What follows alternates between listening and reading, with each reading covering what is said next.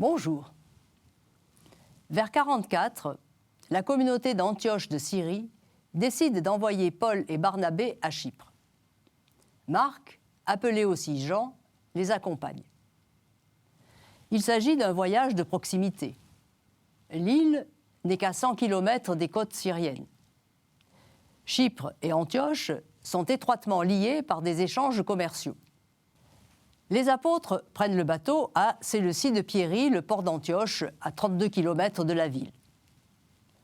Débarqués à Salamine, ville natale de Barnabé, très fréquentée à cause du sanctuaire de Zeus, ils commencent à prêcher auprès de la famille de Barnabé et de leurs proches. Ils poursuivent ensuite vers Paphos, capitale de la province. Là, ils sont introduits auprès du proconsul romain Sergius Paulus. Cette rencontre est doublement déterminante. D'abord, le message chrétien est reçu pour la première fois par un représentant officiel de l'Empire. Ensuite, le proconsul donne aux apôtres des lettres de recommandation qui leur permettent de passer en Asie mineure. Une fois la soixantaine de kilomètres de traversée accomplie, Marc les quitte et rentre à Antioche. Sans se décourager, Paul et Barnabé se dirigent vers les propriétés du proconsul en Pisidie.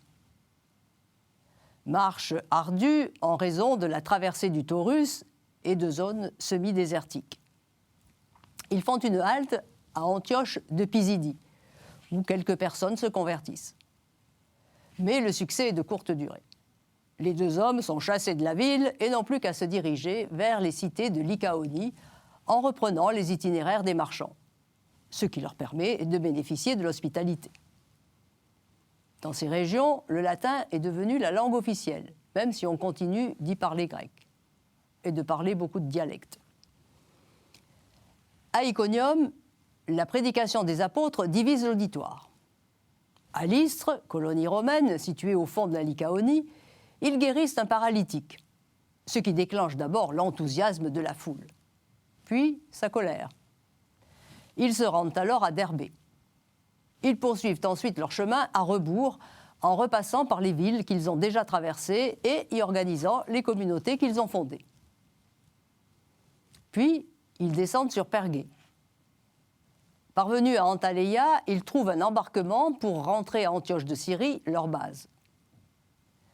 C'est l'unique voyage que Paul fera en bateau le long des côtes d'Asie dans le sens ouest-est. Comparé à tous les autres voyages, cette première grande boucle est la plus courte, seulement 2000 km à vol d'oiseau. Pour la première fois, l'Évangile atteint les cités, fondement de l'administration romaine et de la vie des Grecs, puis se répand peu à peu à l'échelle des provinces. Dieu a ouvert la porte de la foi aux nations, se réjouit Paul.